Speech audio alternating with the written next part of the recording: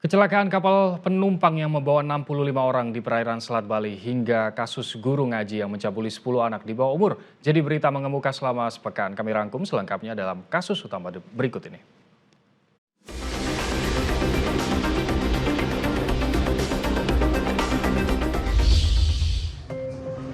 Guru ngaji di kawasan Tebet, Jakarta Selatan ditangkap polisi karena dilaporkan mencabuli 10 anak di bawah umur.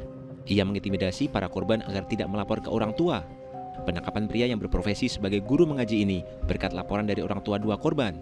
Tindakan tidak senonoh diketahui antara lain terjadi pada 18 Juni 2025 setelah aktivitas mengaji selesai.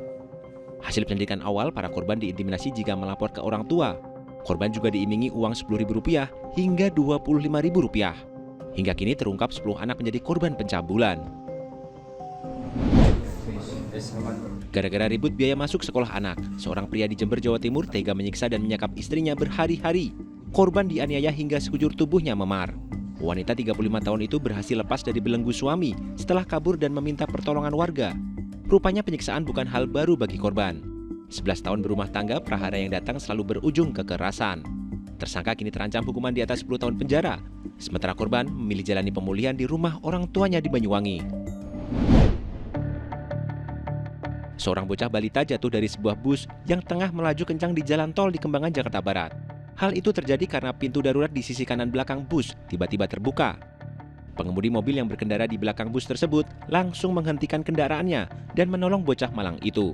Akibatnya korban mengalami luka lecet di beberapa bagian tubuhnya akibat terbentur aspal.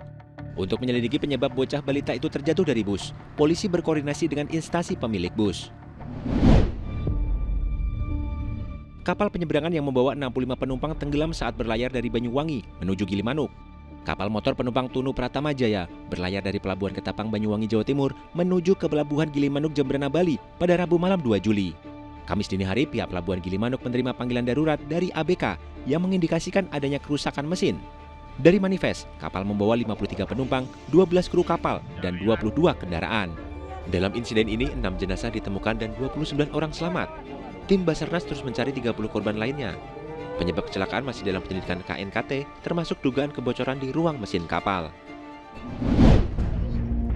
Misteri jasad perempuan yang ditemukan di area persawahan pada 24 Juni lalu di Demak, Jawa Tengah, akhirnya terkuak. Ia dibunuh oleh teman lelakinya. Jadi buronan polisi, tersangka ditangkap di kota Tangerang, Banten. Pria 32 tahun menghabisi nyawa perempuan yang dikenal dari media sosial demi menguasai harta.